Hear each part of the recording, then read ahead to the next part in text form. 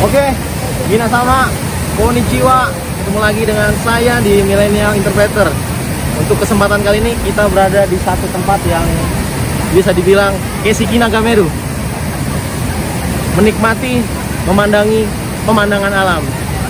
Season ini kita khusus membahas terkait dengan narasumber kita yang dari pertama sampai dengan Sensei Legend.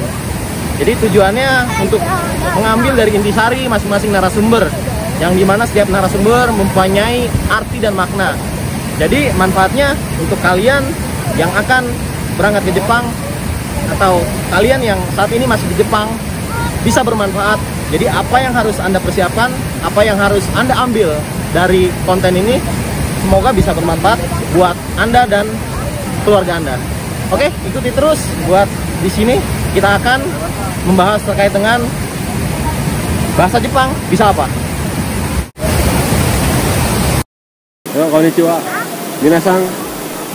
Oke, desu ka. Sekarang ini kita lagi ada di apa namanya? Shiburentaki ya.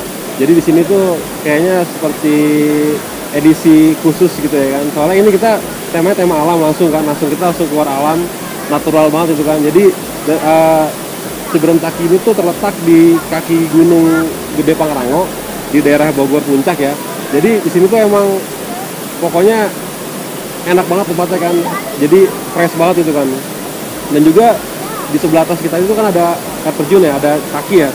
Itu di situ kan ada apa namanya, air panas ya. Jadi biasa juga orang-orang Jepang Nihonjin gitu bro. Oh. Biasa juga sering sana juga ada sering apa sih kayak mandi gitu kan. Onsen ya. Jadi sering kayak gitu ya kan. Makanya tadi juga kita ketemu sama Nihonjin berapa orang ya kan, sempat ngobrol juga tadi kan gitu kan. Emang mereka sering kesini gitu. Jadi di sini kita tuh akan membahas para narasumber dari yang pertama sampai yang terakhir, The Legend of Kusen Sensei. Jadi kayak gitu. Oke bro? Oke. Mulai. Berarti kita akan bahas terkait dengan narasumber yang sudah masuk di Millennial Interpreter. Oke. Terus di sini juga kita kan temanya santai ya. Jadi ya sambil rokok juga ya kan, sambil kopi juga ya kan. Jadi ini no endorse ya, no endorse ya. Santai, nikmatin alam ya. Oke nih bro, kita sekarang udah ada di tempat yang seger kayak gini kan. Iya, jadi sini gue mau tanya-tanya nih kan tentang channel Millennial Interpreter itu. Itu kita kan berdiri dari bulan Agustus ya. 2020 ya. 2020 sampai dengan sekarang ini ya kan. Itu gue pengen tahu nih, sepak terjang kita tuh seperti apa buat kedepannya lagi kan. Terus juga tujuan dari kita buat ini tuh apa gitu. Mungkin kan banyak teman-teman kita juga yang pengen tahu apa sih sebenarnya tujuan dari apa channel kita ini gitu kan gitu. Iya. Nah, jadi bisa dijelasin ya. Tujuan dari channel kita ini Millennial Interpreter itu didasari dari pengalaman pribadi dan pengalaman dari kawan-kawan setelah kembali ke Indonesia. Itu banyak yang susah untuk mendapatkan akses buat bekerja. Benar. Jadi kenapa seperti itu? Karena apa? Kita setelah kembali itu ada di Cepos, ada interview, mengikuti interview, akhirnya masuk ke perusahaan, nggak taunya kita hanya menerima untuk gaji UMR. Iya benar. Gitu. Jadi dari kawan-kawan nggak ada untuk seperti guide gitu. Petunjuknya ketika kembali ke Indonesia harus apa. Jadi tujuannya ini. Jadi lebih nggak ada yang mengarahkan gitu ya. Betul. Benar. Jadi seperti petunjuk lah gitu ya. Gitu. Petunjuk ketika kembali ke Indonesia kita harus punya apa, kita harus bisa apa, dan langkahnya. Gate-nya itu, entry gate-nya kita harus masuk kemana. Jadi tujuannya dari Millennial Interpreter untuk mengarahkan kawan-kawan kita yang saat ini masih ada di Jepang, atau yang mungkin di Indonesia, atau yang sudah kembali ke Indonesia. Semoga dengan channel ini mereka yang mempunyai background bahasa Jepang atau background yang pernah ke Jepang bisa bermanfaat. Jadi lebih kepada dengan bahasa Jepang bisa apa? Benar. Terus untuk sepak terjang sendiri nih bro nih ya, buat ke depan itu seperti apa sih bro? Millennial Interpreter ini gitu. Mau dibawa kemana nih, ya kan? Ya. Bahasa kayak gitu ya. Jadi kedepannya itu kalau dibilang mau dibawa kemana, jadi kita di sini itu udah ada kurang lebih dari 12 narasumber, yang dimana salah satunya saya sendiri. Kedepannya kita akan bahas, akan lebih banyak lagi ex magang atau orang yang mempunyai background bahasa Jepang untuk lebih memberikan motivasi atau arahan kepada kita bagaimana dengan bahasa Jepang kita bisa untuk berkarir, kita Oke, bisa untuk oke. bekerja. Jadi Jadi, lebih kepada benar, motivasi, benar. bro. Motivasi ya. Motivasi. Dan juga tips and triknya mungkin ya bro ya. Betul, betul. Jadi tip and trick. Karena ada juga untuk yang dengan interpreter, dengan ada yang juga jadi manajer ataupun supervisor atau GM, bahkan ada yang jadi Berarti sacho. bisa dibilang tuh ex Jepang itu tuh dia bisa terjun di segala lini ya bro ya. Betul, betul, betul. Benar, benar, benar. Khususnya di Nikkei ya, Di gitu, Nikkei, di ya, perusahaan Jepang ya, Oke, gitu. oke, oke. Karena ya itu perusahaan Jepang investor terbesar kedua di Indonesia. Indonesia, benar. Sekian narasumber nih bro, dari berapa banyak, kita 12 orang ya narasumber sampai saat ini. Gue mau sedikit review nih ya, jadi mungkin juga teman-teman kan pengen tahu apa secara singkatnya gitu, seperti apa sih narasumber kita itu gitu kan. Ya, Dimulai dari pertama kan kita ada Pak Kudori ya kan. betul. Nah itu bisa lu jelasin nggak seperti apa sih sepak terjang beliau gitu bro? Jadi Pak Kudori ini bisa disebut rekan kerja juga di salah satu perusahaan yang sama. Jadi beliau mempunyai background bahasa Jepang yang dimana ketika pulang kembali ke Indonesia leader. Dari leader dia coba menjadi interpreter. Wow, langsung lompatnya jauh banget. Betul. Ya kan? Karena apa? Dengan leader penghasilannya sangat kurang sekali. Iya. Akhirnya dicoba jadi interpreter. Ketika dia udah menjadi interpreter, udah dapet dia banyak ilmu, dia balik lagi masuk ke struktural, jadi supervisor. Wow, berarti memang prosesnya Betul. gede banget bro ya. Karena dari situ yang bisa dibilang dengan bahasa Jepang ini dia bisa modal, manajerialnya dia ambil buat dari ilmunya, jadi dua ilmu, bahasa Jepang sama manajerial, Benar. kontrolnya. Benar banget. Jadi bisa dibilang contoh yang baik gitu. Jadi ya dengan modal N3 bisa jadi interpreter, freelance pernah, Juga freelance ya.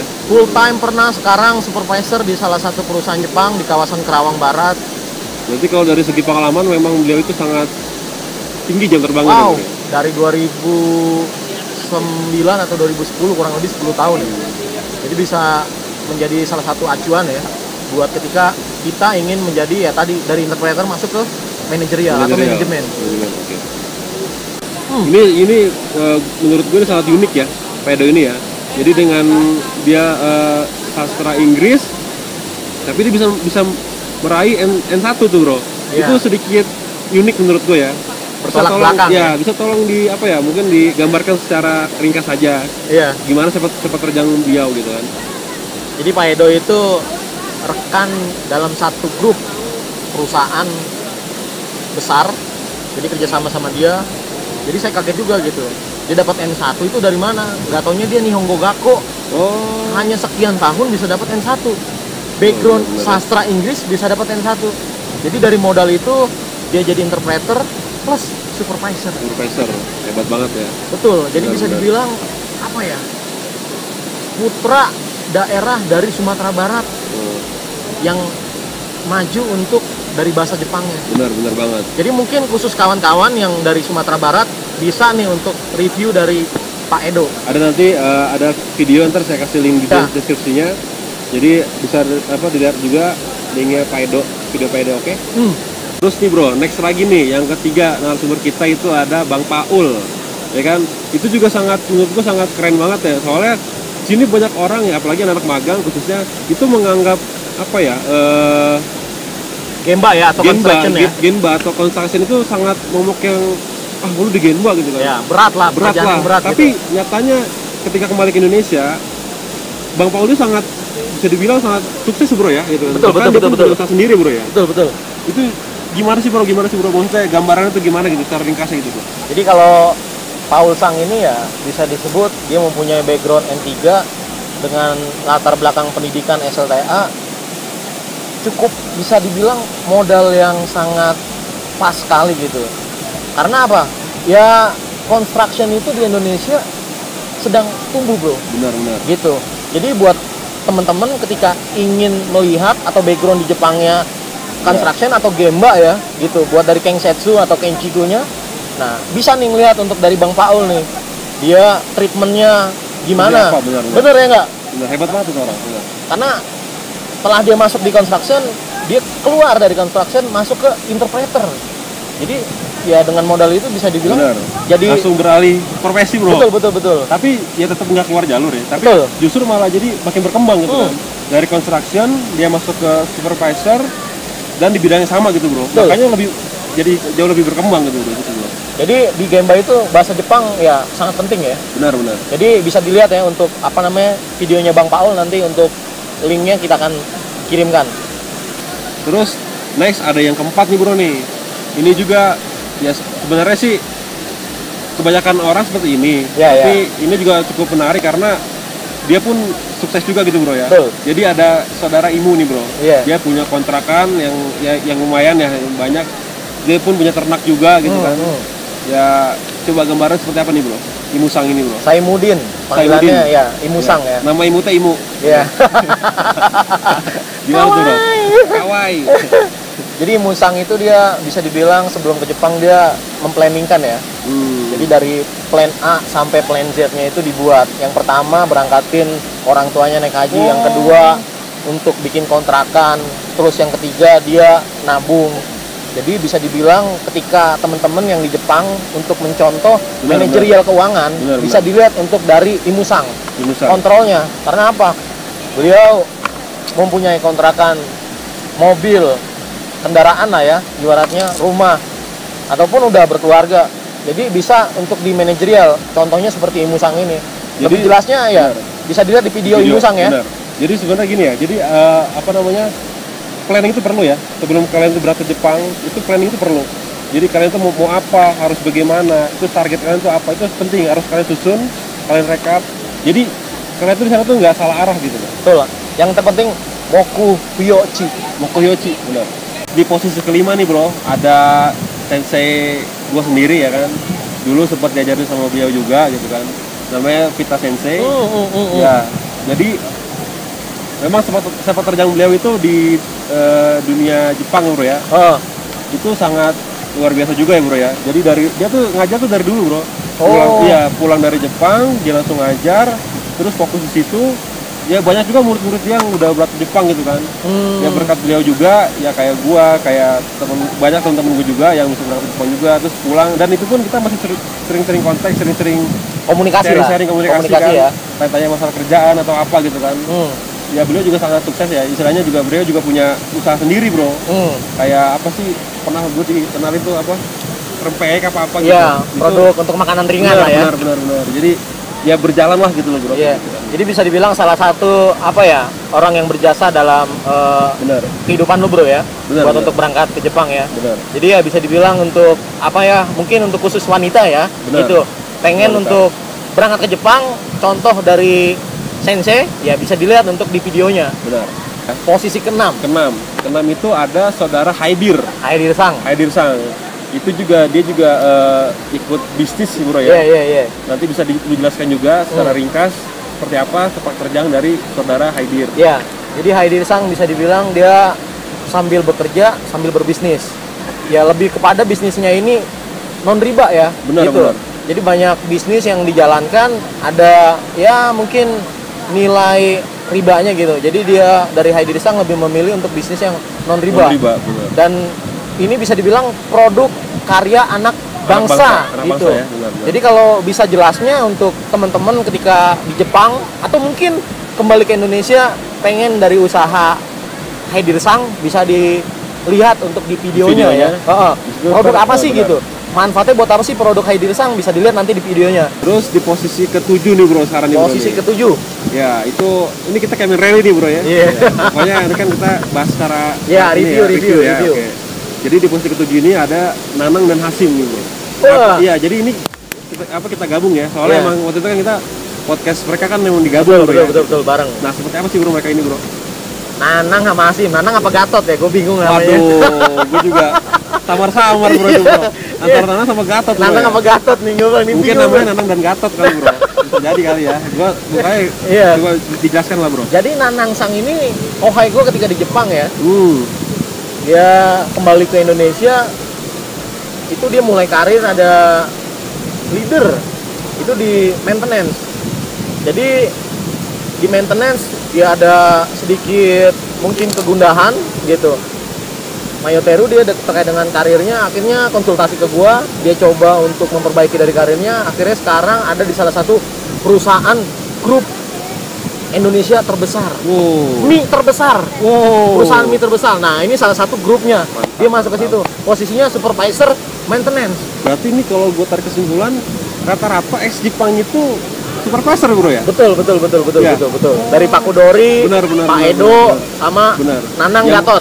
Meskipun ya ada step-stepnya bro ya. Betul. Bro ya, nggak bisa langsung instan. Tapi kan paling nggak kan membuka apa ya peluang ke depannya gitu loh bro. Iya. Oke. Nah yang kedua ini dari Hasin Sang. Instan. Hasin Sang itu gua ketemu ketika lagi interview. Di salah satu perusahaan di kawasan Kerawang. Oh berarti lagi interview bareng gitu bro? Lagi interview bareng, akhirnya tukeran nomor kontak lah, dia sampein lah gundah gulananya dia terkait dengan dunia interpreter. Mungkin dia baru ya terjun dari 2018 gitu sampai saat ini gitu. Akhirnya ya sudah di situ Hasim Sang gua bilang mempunyai modal yang cukup bro gitu, dengan S1 Penjaskes dan modal N2 Penjaskes. Hebat ya gitu. Jadi bisa dibilang putra bangsa Sumatera Selatan. Sumatera lagi nih. Tapi ada campuran Jawa. Oh gitu.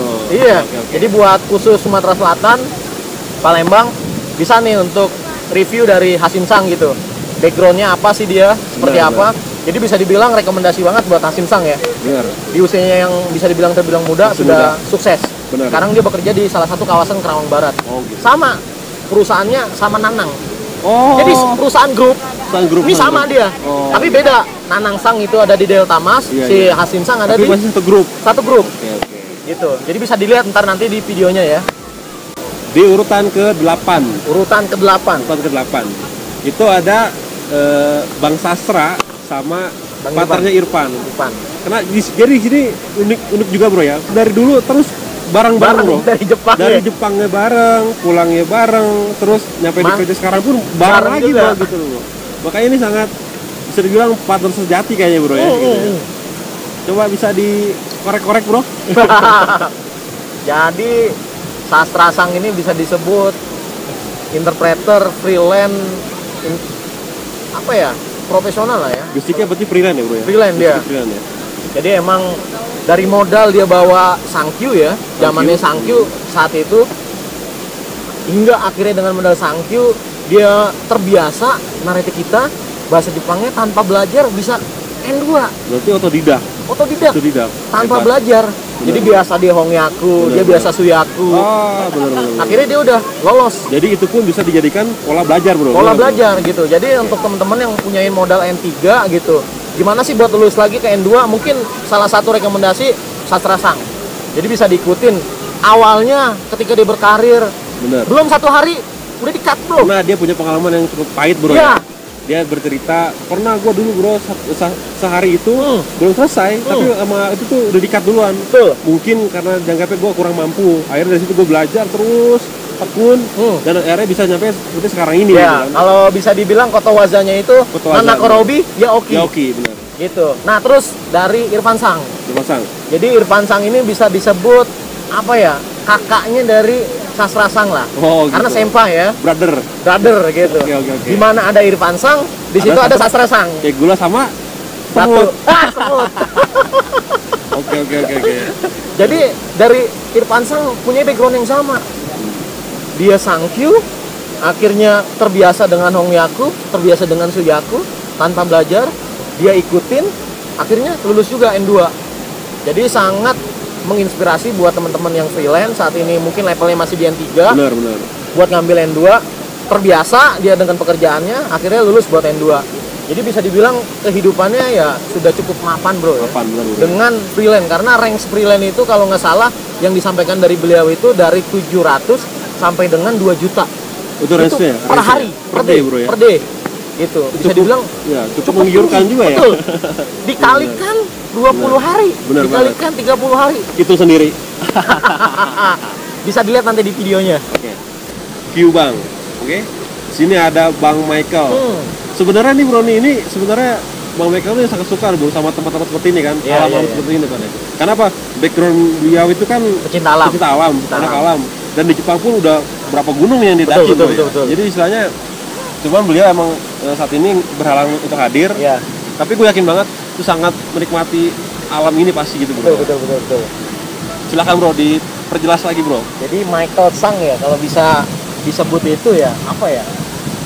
Masuk ketika di Jepang, salah satu yang bisa diambil nilainya adalah pendidikan mental bro. Mental, benar. Jadi dari situ mentalnya terbentuk. Berarti gemblengan waktu pas pelatihan bro ya? Pas saat pelatihan ataupun saat di Jepang. Benar.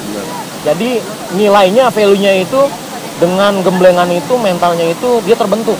Benar. Jadi ada emotion control, di situ dia bisa mengontrol emosi. Benar. Dengan dia bisa mengontrol itu, nilainya sekarang bisa menjadi salah satu posisi yang sangat penting di salah satu perusahaan. Bisa disebut apa ya? Bukan manufacturing, perusahaan. Bukan. Kendaraan besar ya, benar. gitu. Berat. Kayak traktor gitu, Ya, untuk kendaraan apa namanya ban-bannya ya, gitu. Ya. Jadi bisa dibilang kalau teman-teman cara rekomendasi untuk mentalnya gimana sih? Bisa dilihat dari pesan-pesan Bang Michael di videonya. Jubang. Di posisi 10 ini ada, gue sih manggilnya botak ya. Iya. Manggilnya botak ya. Soalnya emang dia sih nggak botak, cuman mungkin panggilannya botak ya. Jadi di sini tuh dia seorang interpreter baru atau penerjemah bahasa Jepang baru yang baru terjun, benar-benar banget baru terjun di dunia penerjemah bahasa Jepang gitu ya. Nah terus banyak pengalaman botak juga yang perlu teman-teman juga ketahui gitu kan. Iya. Silahkan mau dijelaskan secara ringkas bro. Jadi botak ini adalah salah satu kohai daripada temen satu angkatan gua. Emang dari temen gua ini disampaikan si botak ini termasuk keras kepala orangnya. Makanya panggil botak kali ya? Iya.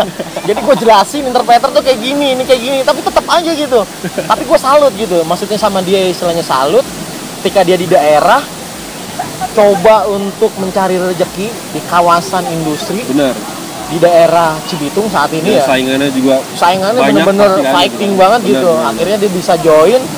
Apa ya, pengalaman pertama ketika dia menerjemahkan itu, benar, ketolong sama Saco katanya. Jadi benar-benar apa ya, perlu banyak banget bantuan mungkin ya. Jadi pesannya itu kalau dari dia itu ada dua yang terpenting dalam menerjemahkan itu, skill sama komunikasi. Benar. Betul. Itu Kalau penting banget. betul. Jadi jelasnya bisa dilihat untuk di videonya Farid Tsang untuk interpreter baru ya, gitu. Terbaru. Jadi gimana jadi interpreter bisa dilihat untuk dari Farid Tsang. Oke. Terus next nih bro. Special edition. Special edition ini di posisi terakhir. Posisi terakhir. Ini teman-teman juga pasti sangat tahu dengan familiar banget dengan sosok narasumber kita yang terakhir ini gitu kan. Beliau adalah The Legend of Fusen Sensei pastinya ya kan. Jadi gini, banyak dari teman-teman kita bro yang kadang tuh merasa kangen gitu bro ya. Fusen Sensei tuh ngajar seperti ini gitu kan ya. Ternyata efeknya tuh bro, imbas itu bro di Jepang bro. Jadi apa yang kita rasakan sama pelatihan itu tuh berguna banget bro. Betul. Coba dijelaskan. Jadi buat kan sebagai anak muridnya kan, coba gimana? Jadi Fusen Sensei ya gimana ya, bisa dibilang ya sangat membekas sekali gitu ya. Jadi nggak bakal lupa karena emang ketika di tahap 1 kebetulan gue di Cepes bro. Gitu. DKI tahap ya? DKI bener. tuan rumah. Tahap 1 tuan di DKI diajar sama beliau. Tahap 2 ada beberapa pelajaran dimasukin beliau. Jadi sebagai Kawari Sensei gitu. Karena Sensei Peralangan diajar sama beliau. Jadi yang paling membekas itu ya apa ya? Ketika kita di saat belajar kita harus serius. Tapi di luar itu santai. Sensei Fusen ini apa friendly banget gitu. Santuy temen banget gitu, santuy banget gitu. Tapi yang paling nggak bakal lupa itu ada dua gitu. Yang pertama adalah ketika kita lagi serius dengerin, tiba-tiba meja digebrak sama dia. Itu namanya shock therapy. Namanya shock therapy bro, itu namanya. Yang kedua, ketika kita udah ngumpul di saat Kokoro Gamae bro. Taiso Kokoro Gamae belum datang nih. Tapi suaranya udah denger. Ngang. Oh iya. Beliau juga punya ciri khas bro, motornya bro. Iya. Itu pasti semua teman-teman pasti pada tahu tuh bro. Honda Win-nya lupa kita sorot. Mungkin nanti di video ini kita akan sampaikan untuk dari Honda Win beliau ya. Jadi mungkin ada kenang-kenangan dengan Honda Win-nya. Suara yang mungkin nggak mau didengar.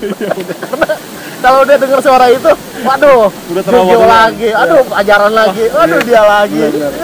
Bener banget. Iya, jadi yang mempunyai kenangan dengan Sensei Usen bisa dilihat dengan judul Sensei Legend ya, Legend Sensei bro Legend ya. Sensei, benar. Legend Sensei ya di video kita ya. Itu termasuk video yang sangat apa ya? Bombastis. Meledak ya. Bombastis gitu ya. Di channel Millennial Interpreter ini karena ya beliau juga kan famous ya. Iya. Yume Sensei ya.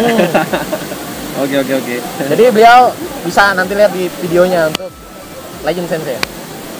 Oke bro, kita udah review semua narasumber kita yang pernah kita podcastin kan ya.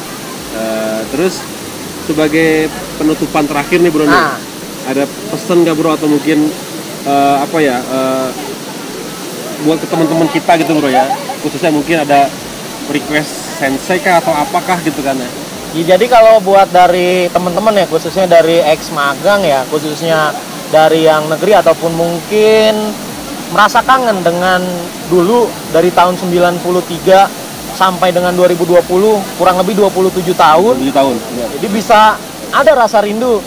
Request dong sensei ini, request dong sensei ini, bisa tulis di komen gitu. Nanti kita akan coba koordinasikan dengan yang bersangkutan apakah bisa kita membuat podcast. Jadi ya ditunggu aja untuk dari channel kita. Kita akan membahas terkait dengan sensei-sensei tersebut. Benar. Ya, jadi bisa dibilang salah satu channel rekomendasi, karena bisa dibilang ketika gua berangkat 2011 sampai 2014 di zaman tersebut itu di Jepang emang YouTube itu udah mulai mulai booming ya gitu ya. Udah Karena dari booming Google itu dari tahun 2008-an ya dia udah mulai. 2011 ketika di Jepang itu gua hanya mendengar drama Jepang, J-drama, mungkin K-pop gitu, dari Korean drama gitu. Tapi nggak ada gue pengen ngelihat ketika kembali ke Indonesia siapa yang pengen gue tiru. Benar. Siapa yang pengen gue ikutin. Jadi kita tuh nggak punya contoh bro ya. Betul, nggak ada contoh Nggak ada gitu. benar. Bingung gitu mau ngeliat apa contohnya siapa nih. Oh dia interpreter sukses, hasilnya udah begini. Nggak ada gitu. Benar. Oh dia jadi manajer dengan background mempunyai N2. Sekarang lu udah bisa gampang bro. Benar. Tinggal ngeliat channel Millennial Interpreter. Lu cari di situ, lu mau jadi apa? Ada semua di situ. Ada semua di situ. Benar. Jadi dari mulai jadi interpreter, dari mulai leader, dari mulai supervisor. Usaha. Tapi nanti tungguin, ada yang jadi asmen, ada yang jadi manajer, Benar. ada yang jadi GM, bahkan direktur ataupun saco Kacau. punya perusahaan bro. Nanti itu bakal kita Bahas semuanya. Pokoknya. Kita akan podcast kan semua. Pokoknya terus pantengin aja di channel Millennial Interpreter. Millennial Interpreter. Ya, tungguin aja. Ya, jangan lupa untuk dukung channel kita, subscribe, like, comment, and share. Bagikan untuk kalian yang ingin kerja di Jepang, kalian yang kembali ke Indonesia, ingin berkarir seperti saya ataupun yang lainnya. Jadi, tunggu apa lagi? Untuk dapatkan N3, N2, N1. Bahkan kalau kata Ustaz Sensei, retengo. Kalau ada retengo harus. Jadi bahasa Jepang sangat berguna sekali. Manfaatkan waktu Anda di Jepang, manfaatkan kesempatan yang diberikan. Jadi jangan sia-siakan waktu Anda. Oke? Sampai di sini channel kita. Minasama, sayonara.